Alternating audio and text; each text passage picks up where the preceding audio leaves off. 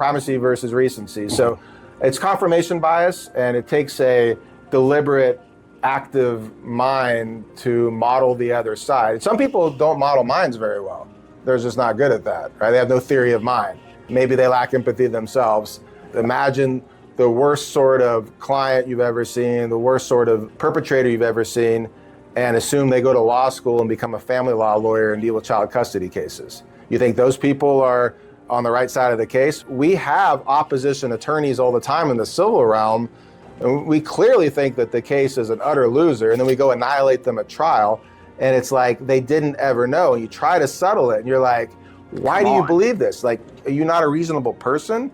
And I feel that same way with DAs too. Like, I don't mispredict trial outcomes. If I say there's 8 times out of 10 we're going to win this case, I've yet to see a case get lost. And if I say, look, this case, have to be a miracle, and if we won those cases, it's because the miracle happened at trial unexpectedly that we foresee as a possibility but not a likelihood. Mm-hmm. So why are those people trying cases and we get a 14-minute not guilty verdict or a 24-minute not guilty verdict? Like, what are we doing wrong that we can't convince these DAs to dismiss the case? Well, sometimes we haven't attempted to convince them because we didn't believe they would if we told them.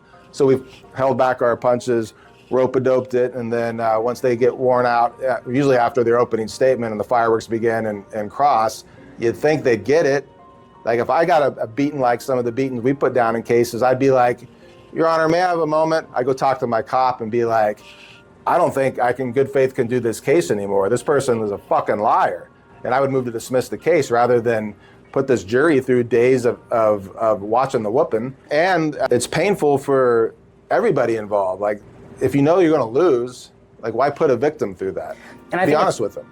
Yeah, no, definitely. And I think the jury is also a very nice reality check, because if we said, oh, like this case, 8 out of 10 times we're going to win this, clearly this is in our favor, and then, we have the whole trial and we're like, see, we're clearly going to win, and the jury came back with a 15-minute guilty verdict, then we might have to like stop and say, whoa, are we the ones who are delusional here? Are we the ones who are not seeing the other side?